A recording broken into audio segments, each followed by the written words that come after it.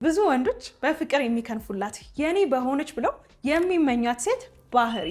አሁን እነዚህ ነገሮች የምታደርጊ ከሆነ ብዙ ወንዶች እንደው የኔ በሆነች እቺ ልጅማ ባገኘኋት ብለው የሚመኟት አይነት ሴት ነሽ ማለት ነው። ምን እንደሆኑ ዛሬ ከኔ ከእህትሽ ጋር እስከ መጨረሻው ከቆየሽ በግልጽ አንድ በአንድ እነግርሻለሁ። ይህችን ሴት ሁኚ። ካንቺ የሚጠበቀው ይህን ቪዲዮ ላይክ አድርጎ እስከ መጨረሻው አብረሽኝ መቆየት ነው። መልካም ጊዜ።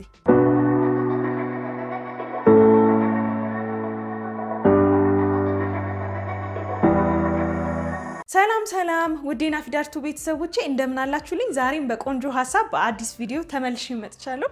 ለምትሰጡኝ ሀሳብ አስተያየት በሙሉ በጣም አመሰግናለሁ። ይሄኛው ሁለተኛው ቻናሌ ነው። ስለዚህ ሰብስክራይብ በማድረግ ተቀላቀሉ። ቪዲዮን ከመጀመራችን በፊት ሁላችሁም ላይክ አድርጉት። ብዙ ጊዜ ላይክ አድርጉ እያልኩ መጨቀጨቃችሁ ገና አዲስም ስለሆነ እና ደግሞ ላይክ ሲደረግ ብዙ ሰዎች ጋር ስለሚያደርስ ነው ዩቲዩብ አልጎሪዝም። ስለዚህ አሁን በቀጥታ ወደ ቪዲዮአችን እንግባ።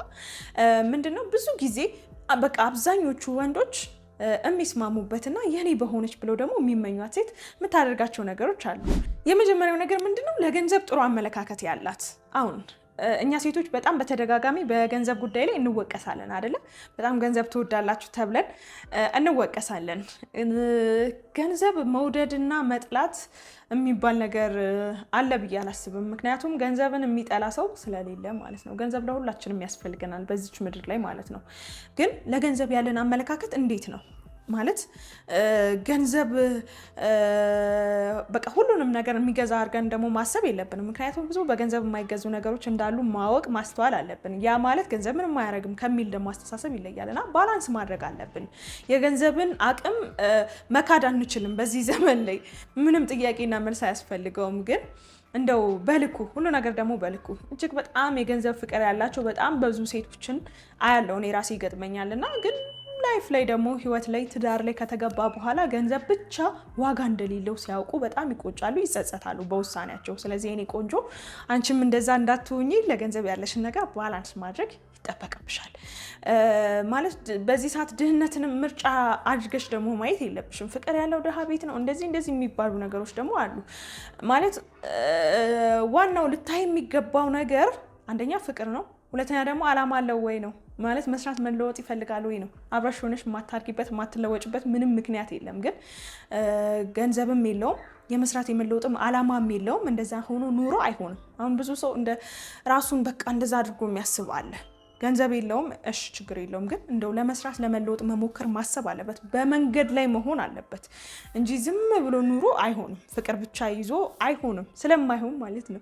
ስለዚህ ገንዘብ ላይ ጥሩ አመለካከት ያላት ሴት ከሆንሽ እውነት የወንዶች ተቀዳሚ ምርጫ ነሽ። ለገንዘብ እጅግ በጣም የበዛ ፍቅር ያላት ሴት ምንም ጥያቄና መልስ የለውም፣ ወንዶች አይወዷት፣ የሚጠሏት ሴት ናትና ገንዘብ ላይ ያለሽን አመለካከት እንደው ማሳደግ፣ ጥሩ የሆነ አመለካከት መኖር፣ ገንዘብ ደግሞ ተሰርቶ የሚመጣበትንም መንገድ ማወቅ፣ ክሬዲት መስጠት፣ አንቺም ደግሞ ራስሽ ለመስራት ለመለወጥ መሞከር።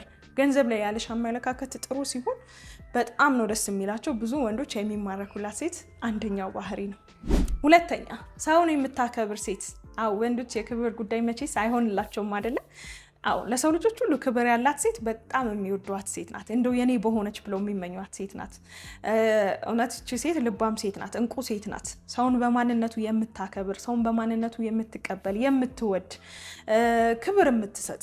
ሰው በሰውነቱ መከበር አለበት አይደለ? የትኛውም ቦታ ላይ የምታመናጭቅ ይሄ አሁን እያየን ያለናቸው ነገሮች ብዙ ደስ አይሉ ማለት ኦቨር ሰልፍ ኮንፊደንስ እናያለን ጥቂት ሴቶች ጋር።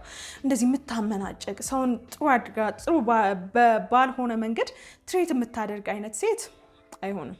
ወንዶች በጣም የምታከብር ትሁት የሆነች ሴት ይመርጣሉ፣ ምርጫቸው ናት። ይህችን ሴት ሁኚ። እውነት እንቁ ሴት ናት።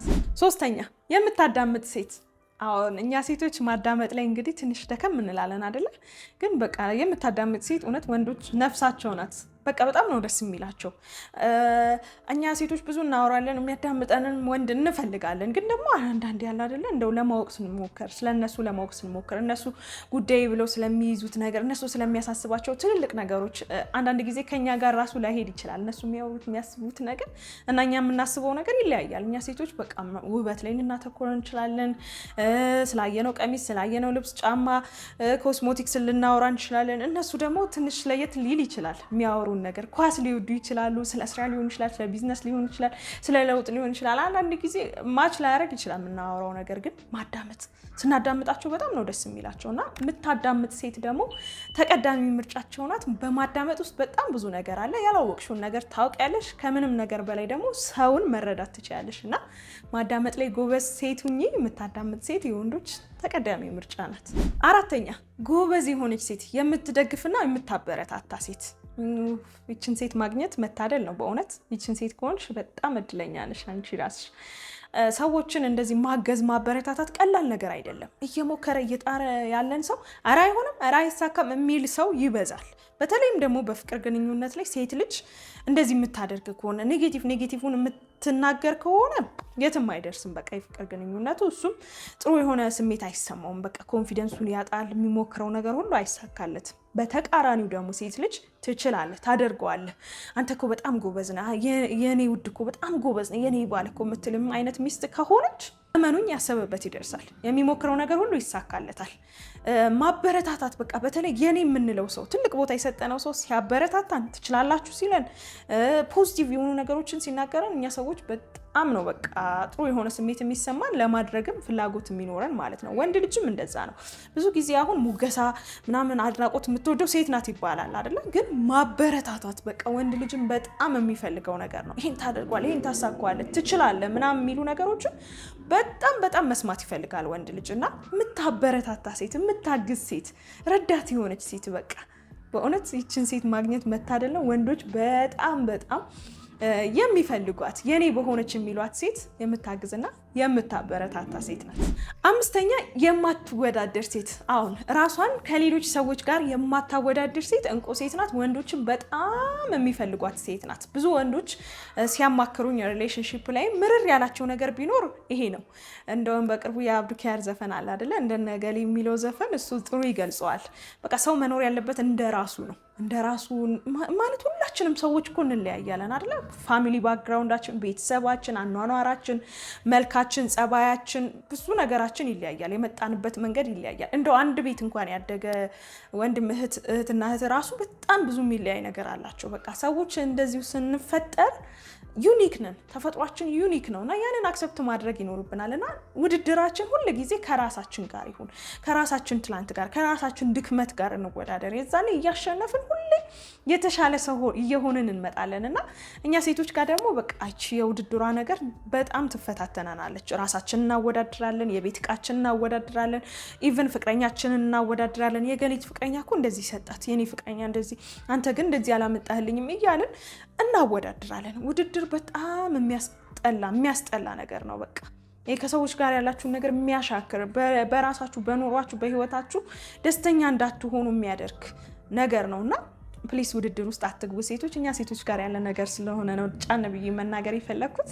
ግን ደግሞ በዛው ልክ የማታወዳድር አይነት ሴት ከሆንሽ፣ ውድድርሽ ከራስሽ ጋር ከሆነ እውነት ከትላንቷ አንቺ ጋር የምትወዳደሪ ከሆነ ሁሌ የተሻለችዋን አንቺ ራስሽን እየፈጠርሽ ነው የምትሄጂው እና ውድድርሽ እንደዛ ከሆነ ወንድ ልጅ በጣም የሚመኛት እንደው የኔ በሆነች አረችን ሴት ባገኘኋት የሚላት አይነት ሴት ነሽ ማለት ነው።